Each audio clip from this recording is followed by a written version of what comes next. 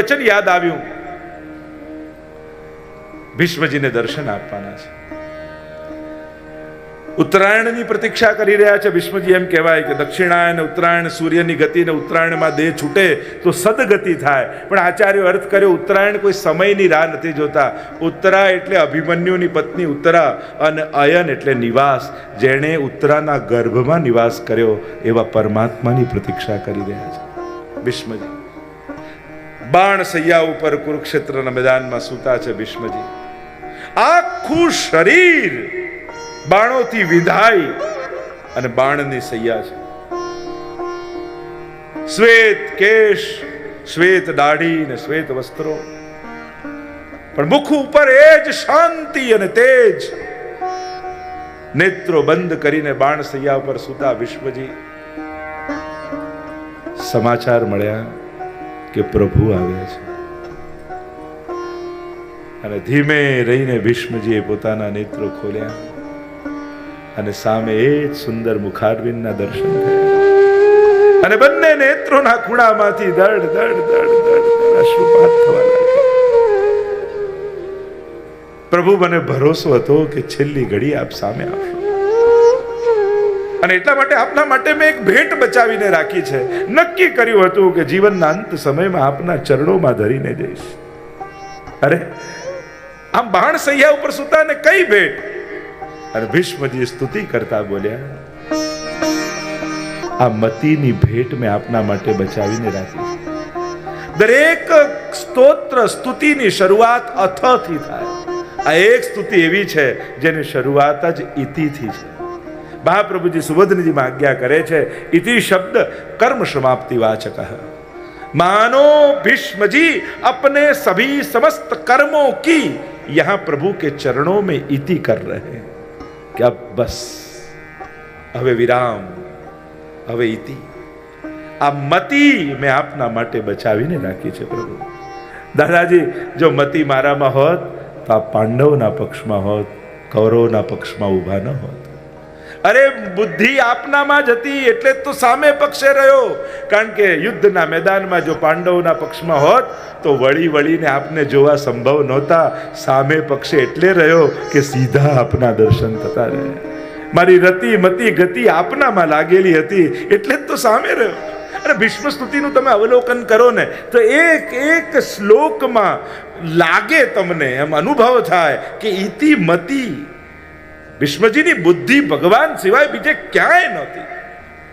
અરે, જે યુદ્ધના મેદાનમાં રથની લગામ ખેંચીને ભગવાન રથને આમ તેમ દોડાવતા હોય, ધૂળની ડમરીઓ ઉડતી હોય, અને એવા સમયે જેમના કપાલ ઉપર આવેલા શ્રમના બિંદુઓ, પરસેવાના બિંદુઓ જો ભીષ્મજીને દેખાતા હોય તો એની બુદ્ધિ કેવી ભગવાનમાં લાગેલી હશે. શ્રમવારી અલંકૃતા છે. એ શ્રમબિંદુઓથી આપ સુશોભિત થઈ રહ્યા હતા. स्तुति करता भीष्मजी कहे छे, प्रभु, इस जगत में आपसे अधिक सुंदर और कोई नहीं. त्रिभुवन कवन तमाल वर्णम. જેમ વૃક્ષ પરોપકારી હોય છે એમ આપ પણ એવા જ પરોપકારી. કારણ કે જાકો પથ્થર ફેંકે તાહી કો ફલ દેત, મન રે તું વૃક્ષન કો મન લે મત લે. અરે, પથ્થરો ફેંકો વૃક્ષ ઉપર તો એ સામે તો ફળ જ આપે. એમ પ્રભુ, અમે ઘણા પથ્થરાઓ ફેંક્યા આપના ઉપર, પણ આપે તો હંમેશા કૃપાના ફળનું જ દાન કર્યું છે. રવિ કર ગૌરવ રામબરમ દધાને. અને પ્રભુએ પીળું પીતાંબર પહેર્યું છે ને તો ભીષ્મજીને કેવું લાગે? સૂરજના કિરણો જેવું પીળું છે. રવિ કર, સૂરજના કિરણો જેવું. અને ત્યાં વેણુ ગીતમાં પીતાંબર કેવું લાગે? તો કનક કપીશમ વૈ જયંતિમ ચ માલામ રંદ્રાન વેણો રધર સુદયા પૂરયન ગોપ વૃંદૈ વૃંદારણ્યમ સપદરમણમ પ્રાભિશત ગીત કીર્તિ બરહા પીડમ નટવર વપુ. ત્યાં સોના જેવું પીળું. ત્યાં પીતાંબર માયા રૂપ છે, શ્રીઅંગને ઢાંકવાનું છે. અહીંયા પ્રભુનું પીતાંબર જ્ઞાન રૂપ છે, કારણ કે દર્શન આપવાના છે. કારણ કે સૂરજના કિરણો ઉગે ને તો ન દેખાતી વસ્તુઓ પણ દેખાવા લાગે અને અંધારું સમાપ્ત થઈ જાય. એમ હે પ્રભુ, અમારા અજ્ઞાનના અંધકારને સમાપ્ત કરી આપના સ્વરૂપામૃતના દર્શન અમને કરાવો. રવિ કર ગૌરવ રામબરમ દધાને વપુરલક કલાવૃતા નનાબજમ. વિજય સખે હે વિજયના સખા, આપના ચરણોમાં મારી રતિ થાય. પ્રભુ આપ તો કેવા કૃપાળુ ને દયાળુ છો. આપે જ્યારે વચન ને પ્રતિજ્ઞા લીધી કે હું હથિયાર હાથમાં નહીં લઉં, અને એ જ સમયે મેં પણ પ્રતિજ્ઞા લીધી ભગવાનના હાથમાં હથિયાર લેવડાઈશ. અને આપના જેવો દયાળુ બીજો કોણ હોય કે મારા વચનોને સાચા કરવા આપે આપના વચનોને. પ્રભુ મારા વચનને રાખવા માટે, કારણ કે ભીષ્મજીને થાય કે પ્રભુના હાથમાં હથિયાર લેવડાવવા છે, એટલે એક પછી એક તીર છોડે, એક પછી એક તીર છોડે. અને ક્યારેક પ્રભુના કવચ ભેદાય, ક્યારેક કુંડળ ભેદાય, ક્યારેક મુગટ પડી જાય, ક્યારેક શરીરમાંથી લોહીની ધારા વહેવા લાગે, પણ છતાંય પ્રભુ સારથી બની નિશસ્ત્ર રહી અને રથની લગામ પકડીને શાંત બેઠા રહે. ભીષ્મજીને થાય છે કે બાણ તો છોડું પણ બરાબર લાગતા નથી, એટલે હવે તાક્યું અર્જુન તરફ.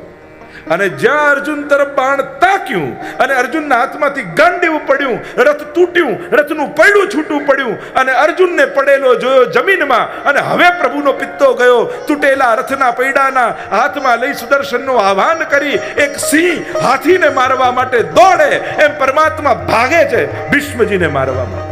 ફલાંગો ભરતા ભરતા અને પીતાંબર ઉડતું ઉડતું ભૂમિ પર પડી ગઈ. ગતોત્તરીય ભીષ્મજી કહેને લગે આપકા ઉત્તરીય નીચે ગિર ગયા. અનેક અનેક અર્થ કર્યા કે જ્યારે મારવા દોડ્યા ખરા, એટલે મહાપ્રભુજી અર્થ કર્યો કે ભીષ્મજી ને ગ્રાસ કરવા માટે ભગવાન કાળ બન્યા.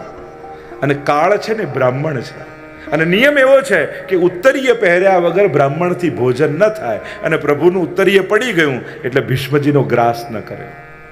એક અર્થ એમ કર્યો કે ભીષ્મજીના મનમાં મદ આવ્યો કે જો ભગવાનને વચન છોડાવ્યું ને હું જીત્યો, ભગવાન હાર્યા. પ્રભુને થયું કે મનમાં મદ છે અને હમણાં મારીશ તો મારા ભક્તની અધોગતિ થઈ જશે, મારા ભક્તની અધોગતિ હું ન થવા દઉં. એટલે પ્રભુએ ન માર્યા. ઉત્તરીય પડ્યું કે પૃથ્વી કાપવા લાગી કે પ્રભુ તો સત્યવ્રત છે અને પોતાનું વ્રત છોડી દે, વચન છોડી દે તો હમણાં ને હમણાં પ્રલય થઈ જાય, પૃથ્વીનો લય થઈ જાય. એટલે પૃથ્વી ડરીને કાપવા લાગી કે શું મારો નાશ થઈ જશે. એટલે પ્રભુએ ઉત્તરીય નાખ્યું અને આશ્વાસન આપ્યું કે ગભરાઈશ નહીં, આવું કાંઈ થવાનું નથી. અનેક અનેક અર્થો કર્યા છે. અને આ ભીષ્મજીના ભક્તિની ઊંચાઈ જુઓ.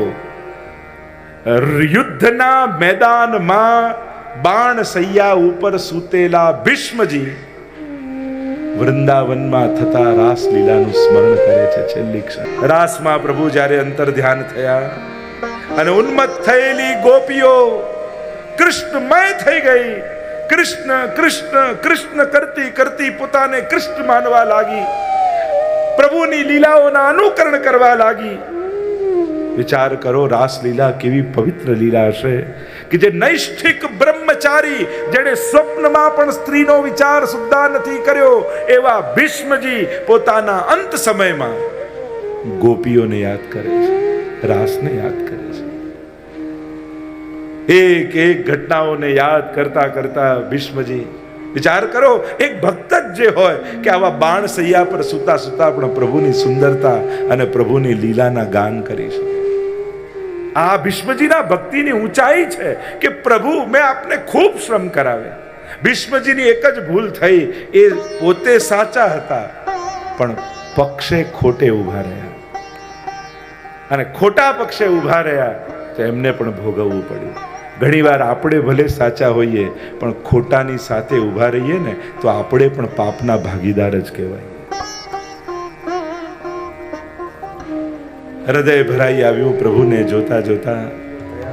ક્યારે આપના સુખનો વિચાર ન કર્યો, પ્રતિપલ આપને શ્રમ આપ્યો અને આપ પ્રતિપલ અમારી રક્ષા કરતા આવ્યા. આપનો પ્રકાર આ દુનિયા પ્રતિપલ દરેક ઘટનાઓમાં સંસાર આપણો ભરોસો તોડે, છતાંય સંસાર પરથી ભરોસો ઉઠતો જ નથી. અને ભગવાન હંમેશા ભરોસો સાચવે, છતાંય ભગવાન પર ભરોસો બેસતો જ નથી. અને ભીષ્મજીનું તેજ પરમાત્મામાં સમાહિત થયું. બોલીએ ભીષ્મજી મહારાજ કી જય.